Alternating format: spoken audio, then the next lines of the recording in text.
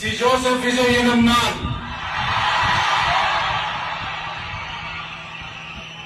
தமிழ்நாட்டு அரசின் முதலமைச்சர் என்ற முறையில் எனது கவனத்திற்குள்ளாவதும் தெரிய வருவதுமான எந்த பொருளையும்